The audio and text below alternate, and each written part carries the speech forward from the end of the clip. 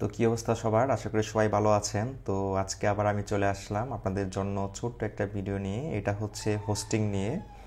এর আগে আমরা আলোচনা করেছি ডোমেন কি, আর আজকে আমরা জানবো হোস্টিং কি এবং এটার প্রকারভেদ এবং এটার কি ফিচার্স। ওকে, তো হোস্টিং হচ্ছে একটা জায়গা বা মেমোরি যেখানে আমাদের ওয়েবসাইটটাকে আমরা বিল্ড করব, হোস্ট করব, যার মাধ্যমে আমাদের ইউজার বা ট্রাফিক 24 ঘন্টায় আমাদের সাইটটাকে অ্যাক্টিভ দেখতে পারবে, অ্যাক্সেসেবল থাকবে আমাদের কন্টেন্টগুলো। ওকে, তো হোয়াট ইজ হোস্টিং যদি আমরা বলি তাহলে এটাকে এইভাবে বলা যায় যে hosting refers to the service that enables your website to be accessible on the internet.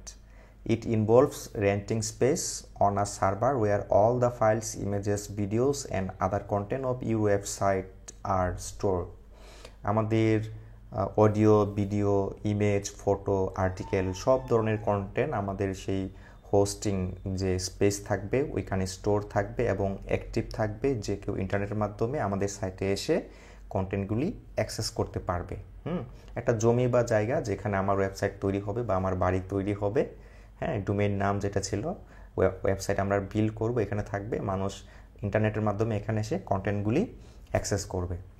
When someone types your website's domain name into their browser, the hosting server delivers your site's files to display the website. যখন কোনো user বা traffic তার ব্রাউজারে আমাদের domain নাম আর আমাদের website নামটা লিখে সার্চ করবে, তখন আমাদের হোস্টিং প্রোভাইডার যারা থাকবে তারা আমাদের সাইটটাকে অ্যাক্টিভ যেহেতু রাখবে, তো তখন আমাদের ডাটাগুলি সামনে যাবে এবং তারা দেখতে পারবে, পড়তে পারবে, তাই না? তো এবার চলুন আমরা দেখে নিই এটার কিছু টাইপ, মানে হোস্টিংয়ের টাইপ। হোস্টিং কিন্তু 6 ধরনের হয়, তার মধ্যে shared hosting, PPS hosting, dedicated hosting, cloud hosting, manage hosting, free hosting. Shared হোস্টিংটা হচ্ছে যে একটা হোস্টিং যেমন 10 জিবির, এটা আমরা 4-5 জন মিলে নিলাম 2 জিবি 2.5 জিবি করে, যা যদি আমাদের সাইটটা ছোটো হয় এবং যদি ট্রাফিক কম হয়, এটা আমাদের জন্য কোস্ট এফেক্টিভ হবে, কম খরচে আমরা হোস্টিংটা নিতে পারবো, তখন আমরা শেয়ার্ড হোস্টিং নেব। বিপিএস হোস্টিং বা হচ্ছে virtual private server. A single server is divided into virtual spaces, providing more resources and customization compared to shared hosting. It's ideal for medium-sized websites. যদি সাইটগুলি মিডিয়াম সাইজের হয় তাহলে তারা বিপিএসটা নিতে পারে, তাহলে হবে কি একটু কন্টেন্টও মোটামুটি ভালো এখানে রাখতে পারবে এবং ভালো ট্রাফিকও এখানে আসতে পারবে, কোনো সমস্যা হবে না। হ্যাঁ, ব্যান্ডউইডথের যে সমস্যাটা হয় এটা হবে না। ডেডিকেটেড হোস্টিং, এটা হচ্ছে a website has an entire server to itself. It offers high performance and control suitable for large websites with heavy traffic. যাদের অনেক বড় ওয়েবসাইট, অনেক বেশি কন্টেন্ট, অনেক বেশি ট্রাফিক আসে, তাদের জন্য ডেডিকেটেড হোস্টিং। ওই যে হোস্টিং থাকবে ওখানে শুধু একটা ওই ওয়েবসাইটই থাকবে, অন্য কোনো ওয়েবসাইট থাকবে না, একদম ডেডিকেটেড একটা হোস্টিং তাদের জন্য। এটা হচ্ছে ডেডিকেটেড হোস্টিং। ওকে, এরপরে যদি আমরা দেখি তাহলে আছে হচ্ছে cloud hosting. Uses multiple servers to ensure website uptime and scalability. It's flexible and handles sudden traffic spikes well. যেহেতু এটা ক্লাউড হোস্টিং এবং এটা বিভিন্ন জায়গায় যেহেতু এটার কপি থাকে, তো আপটাইম এবং হচ্ছে স্কেলেবিলিটি, তারপরে হচ্ছে যে যখন ট্রাফিক হঠাৎ বেড়ে যায়, ট্রাফিকের স্পাইক যখন দেখা দেয়, অনেক হয়ে যায়, সেটাকে সে খুব সহজেই সামাল দিতে পারে, তাদের জন্য হচ্ছে cloud hosting. Okay, manage hosting, the hosting provider handles server management, updates and maintenance for you. It's common for WordPress and other specialised platforms. WordPress, Magento, আরও এরকম আছে না, জুমলা, ওগুলির জন্য হচ্ছে ম্যানেজড হোস্টিং।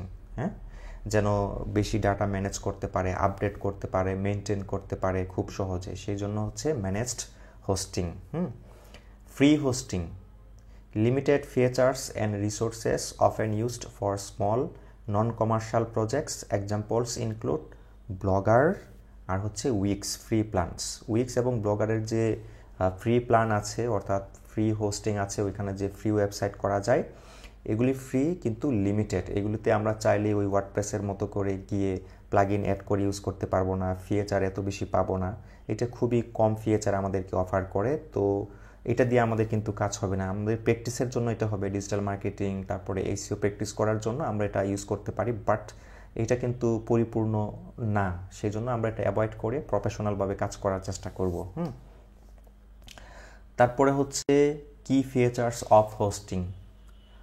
কিছু বৈশিষ্ট্য বা কি ফিচার আছে আমাদের হোস্টিংয়ের, তার মধ্যে হচ্ছে যেমন storage, the space available for your websites file. এটা তো আমরা জানি যে স্পেস বা মেমোরি আমাদের ওয়েবসাইটের যে কন্টেন্টগুলি থাকবে সেটাকে ধারণ করার জন্য, স্টোর করার জন্য। তারপরে হচ্ছে bandwidth, the amount of data transfer allowed when visitors access your website. যে ডাটা ট্রান্সফার যে করতে পারবে আমাদের হোস্টিং যারা দিচ্ছে আমাদেরকে, তারা সেটার একটা পরিমাণ, হ্যাঁ, আমরা চেষ্টা করব আনলিমিটেড ব্যান্ডউইথ রাখার জন্য, যদি আমাদের ওয়েবসাইটটা বড় হয় বা হচ্ছে কন্টেন্ট বেশি হয় বা হচ্ছে ট্রাফিকের পরিমাণ যদি বেশি হয়। ওকে, চেষ্টা করব যেটা আনলিমিটেড ব্যান্ডউইথ এরকমটা নেওয়ার জন্য। Uptime, the reliability of the hosting provider, for example 99.9% uptime ensures your site is almost always accessible. 99.9% যদি আপনাকে বলে যে আপ টাইম আমাদের হোস্টিংয়ের, তাহলে আমরা ওইটা নিতে পারি। তাহলে আমরা মোটামুটি এনশিওর থাকতে পারি যে 24 ঘন্টায় আমাদের সাইটটা অ্যাক্টিভ থাকবে। আর যদি এটার কম হয় পার্সেন্টটা, তাহলে বুঝতে হবে যে মাঝে মাঝে পাওয়ার কাট হতে পারে, আপনার ওয়েবসাইট মাঝে মাঝে অফলাইনে চলে যেতে পারে। এটা কিন্তু কাম্য না, এটা কিন্তু ভালো না। হ্যাঁ, আমরা চেষ্টা করব এই যে 99.9% যেটা বলছে এটাই নেওয়ার জন্য। হ্যাঁ, এরপর হচ্ছে security, protection against hacking, malware and data breaches. ওরা কিন্তু আমাদেরকে সিকিউরিটিও দিবে, ও যে এসএসএল সার্টিফিকেট যেটা, এগুলো। হ্যাঁ, এর মাধ্যমে হবে কি, হ্যাকিং থেকে সেফ হবে, ম্যালওয়্যার থেকে সেফ হবে, আবার হচ্ছে কি ডাটা ব্রিচ যে হবে সেখান থেকেও আমরা রক্ষা পাবো। ডাটা ব্রিচটা আমরা কি বুঝি নাকি বুঝি না বলেন তো? ডাটা ব্রিচটা হচ্ছে যে আমাদের ডাটাগুলি লিক হয়ে যাওয়া বা কারো কাছে চলে যাওয়া, হ্যাঁ, এটাই আর কি। তারপরে হচ্ছে কাস্টমার সাপোর্ট, আর আমরা অবশ্যই এটা দেখবো যেন কাস্টমার সাপোর্ট থাকে 24/7 আওয়ার্স। হ্যাঁ, যে 7 দিনে, মানে সপ্তাহে 7 দিন 24 ঘন্টা এরকম যে সার্ভিসগুলি দেয় ওরা, কাস্টমার সাপোর্ট। কারণ আমাদের ওয়েবসাইটের পারপাসে আমাদের যে কোনো সময় তাদের সাথে যোগাযোগ করার প্রয়োজন হতে পারে। আপনারা দেখবেন 24/7 যারা সার্ভিস দিচ্ছে ওদের সাথে ডিল করার জন্য বা ওদের থেকে হোস্টিং নেওয়ার জন্য। কারণ হোস্টিং তো আসলে এরকম যে 24 ঘন্টায় অন রাখতে হবে, আমাদের সবার পক্ষে সম্ভব না যে নিজে একটা সার্ভার সেট করব, হোস্টিং নিজে হোস্ট করব নিজের সাইট। হ্যাঁ, এরকম তো সম্ভব না।